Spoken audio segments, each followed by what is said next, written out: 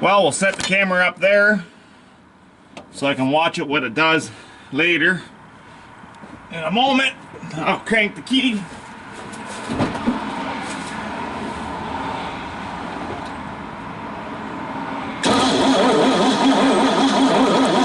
Well, it's a perfect spot. Lots of room under the hood still. I can get the distributor cap back on.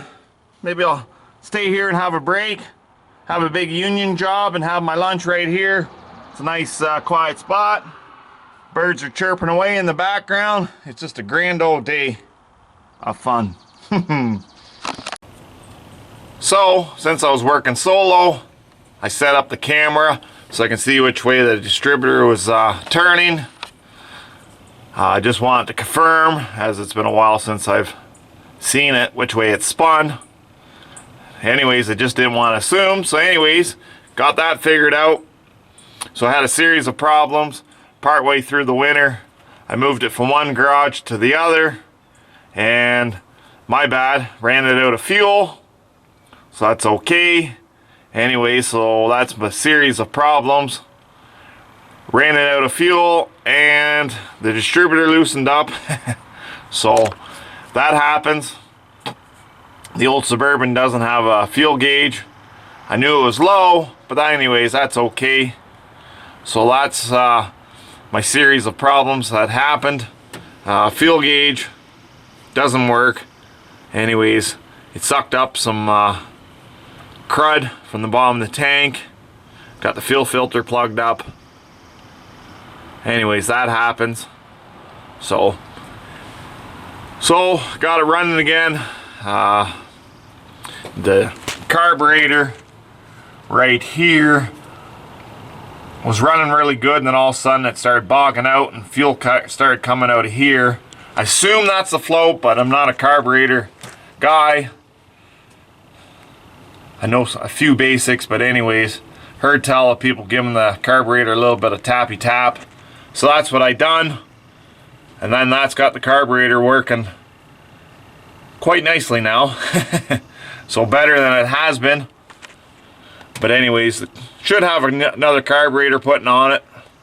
That'll be on the list of things to do. But for the few miles it puts on each year in the summer months, it works reasonably well. Well, that's one nice thing about having a see-through filter. Then you can see what's going on. But anyways, so I got my new filter on. Things are working good now. Starting more consistent. One thing with this old Chevy, it's, you know, if it runs every week, it's great. But if you don't run it once a week, then she kind of becomes grumpy. But that's understandable. But that's one thing that needs to be put on the grocery list is get myself a new carburetor and do some research and get that done. So then that way you got a nice carburetor, and maybe get 2 miles to the gallon with the new carburetors. So new problem crept up. So when you got on the gas, it would stick back there. So in my spring collection, I'll just come up with something that'll work for now until I get my new carburetor. So now when you get on the gas, that comes back, no sticky, no wide openness, so that's good. So that'll work for now until I get a new carburetor. Get a nice shiny one that works real good. So that should work for now. And then we'll go back to the laboratories, and then we'll come up with have to get a new carburetor for it. At least for now, it's better. Heading in the direction of perfection. In the next 20 years or so, we'll get it done. Well, let's see how it starts now. As we've been fooling around with the linkage, making sure it's not going to stick. So now I know I don't need to pump the gas because it's been pumped a few times while we're making sure that linkage is not going to stick. So let's give it a whirl, and we'll just set that there and give it a whirl.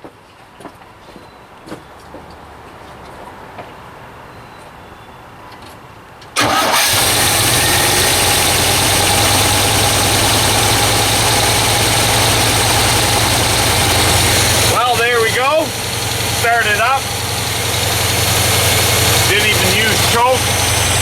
It's right around freezing today, believe it or not, for May. But I don't own a timing gun, but I'll get it.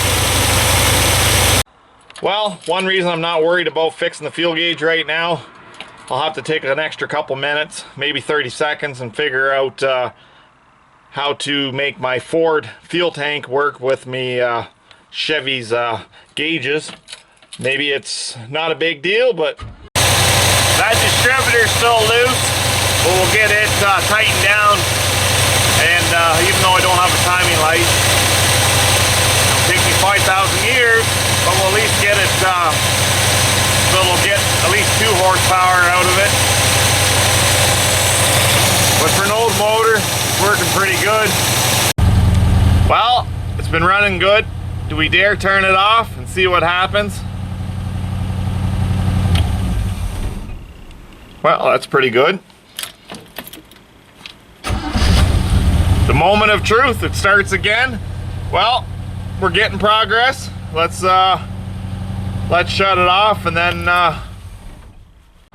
so when I was getting this old Chevy ready for the road, put all new brake lines on, brake drums, spring kits, brake shoes, wheel cylinders, seals, all that good stuff.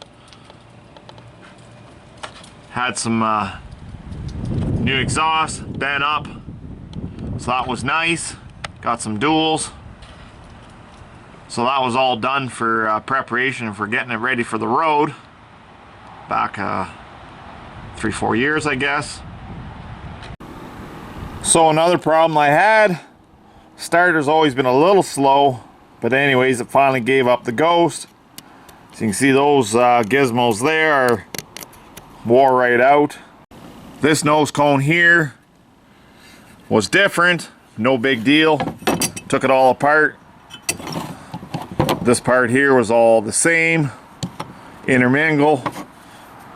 That little gizmo there for kicking it back, that was different, so took it all apart, put it back together, made myself a homemade rebuilt starter, and that part there was flue bar too, so yeah.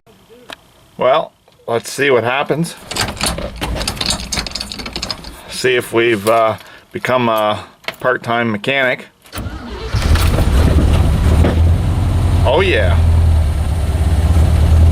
I'm happy. Well, we're getting there. Next thing we need to do is give it a bath, so we got nice clean windows, and just fine-tune it a little bit more so we can get a couple more horsepower out of this old war wagon. Well, we're just going to avoid the whatever they laid down, just in case it's the brine. That's worse than the winter salt. We'll just sneak along the side of the road here. We just this is my testing route, so that way if I don't come home, people know where to come look for me. Well, I'm glad they didn't go this way. I just want to stay on my my testing route. That way if I go missing or it quits, someone knows where to come find me. But we're soon gonna get back on the highway.